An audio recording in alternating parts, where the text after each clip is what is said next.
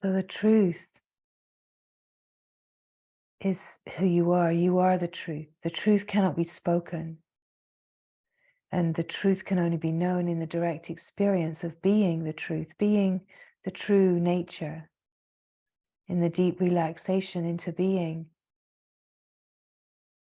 where there's a knowing of this simple peace that doesn't move or change, that's not disturbable, that's always naturally aware and is total openness, allowing, acceptance, it's kindness, it's patience, it's compassion. The mind can sometimes say, well, I don't know all those things. Well, the mind will never know all those things. And it doesn't necessarily all come forward, all the bells and whistles and everything fully intact to start with. Because it's as the protections fall away that we feel more of the love, more of the compassion, more of the beauty, right? The protections have to fall away for this sense of open, eternal, wide heart to be known as yourself. But whatever resonates and is recognized is the glory. It's the recognition of yourself, of this spark of knowing this truth. Because the truth is only where you know this truth within, this presence, this love, this aliveness within, right? The words don't matter.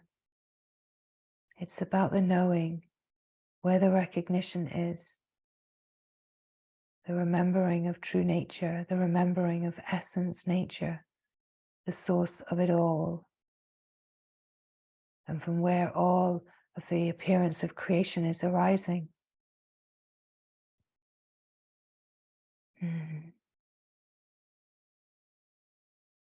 So every timeless moment here, in the eternal knowing of the infinite boundless heart, is like precious nectar. It's the radiance, the luminosity of the true heart, lighting the way, guiding the way inward, into yourself, into yourself, into yourself. And that anything and everything that happens in the play of life is a welcome opportunity to meet yourself more deeply.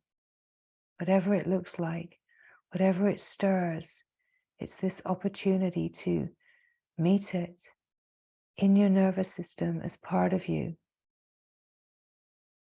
Some part of you trying to surface to be known more intimately. A protection to fall away,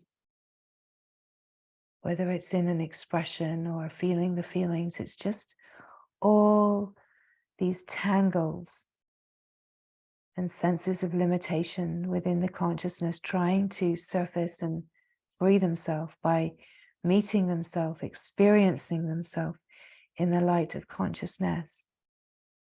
What this feels like in the human experience is meeting these tender places, these resistant places, meeting all of the places that are protected and their various strategies, and allowing the beauty and the tenderness, the preciousness of the true heart to be expressed, so you can know yourself more deeply, know all of yourself, and come to an acceptance and openness with all that you are in a knowing of wholeness.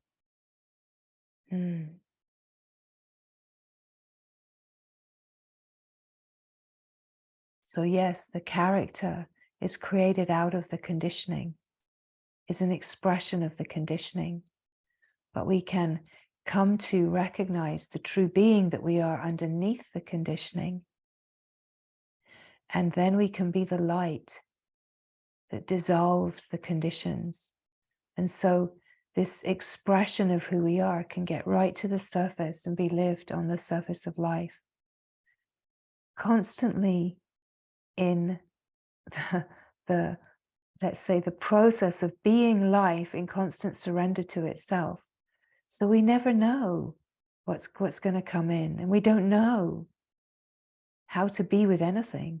We can only be as we are in the moment, right? However deep we are in this knowing, however profound the freedom is, we have no idea what is coming, right? It's just this moment, this moment, this moment.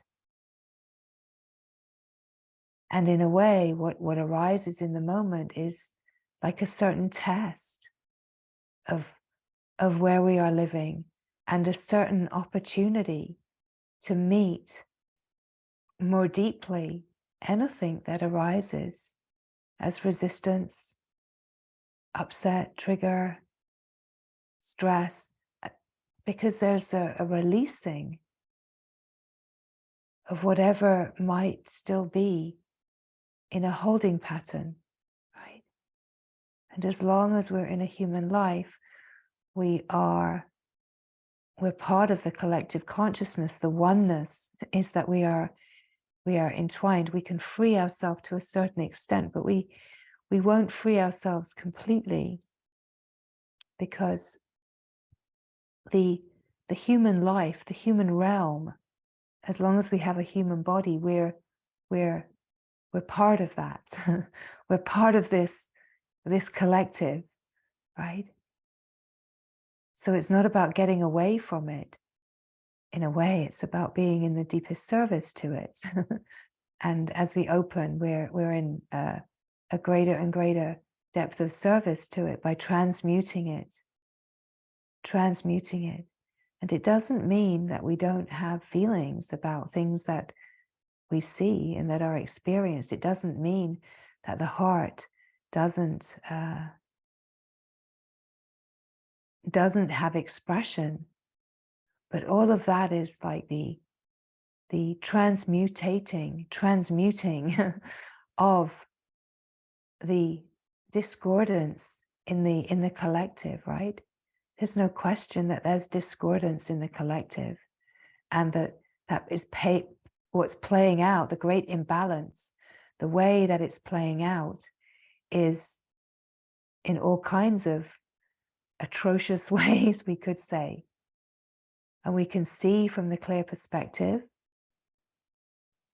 we know what is true, and we're in the process in the human life of untangling from that by freeing the sense of the personal entanglement through recognizes the stresses and resistances and protections and all of the strategies, and opening to the impersonal. But we continue to transmute the impersonal wherever there's any sense of limitation.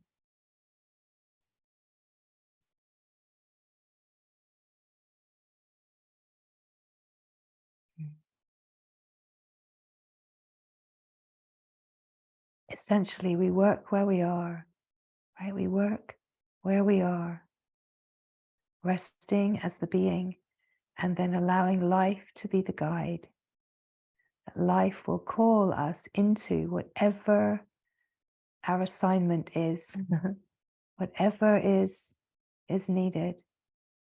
All of it, all of life, every fiber of life living itself is this process of consciousness in its own natural evolutionary impulse to know itself, to know its innocence. And wherever we are, whatever life is bringing forward, it's all the fuel, all the flow of life, bringing forward what is discordant to be transmuted, met, and released, and the remembering of innocence to be remembered. And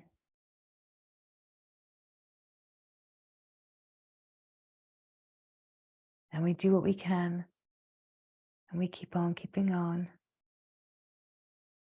Every being is doing their best. It's a big job. And at the same time, there's this glorious radiant heart, this glorious reality that is the truth, that is the light, that is all that is never ever disturbed, never tainted, never ever has it been. This is the true nature of all beings. This is your true nature. And everything is conspiring for this to be known without question.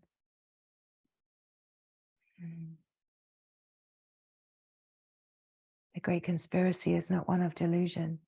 The great conspiracy is one of freedom. Underneath it all, underneath all of the layers, everything is moving to remember the wholeness and divinity that is the essence, nature of all that is. And in the ability to be with what is, to receive what is, whatever it is, even if it needs work, this moment, be the openness that is open to it all. And if there's anything to be transmuted, there's anything to be met, then so be it. Let it be a joy.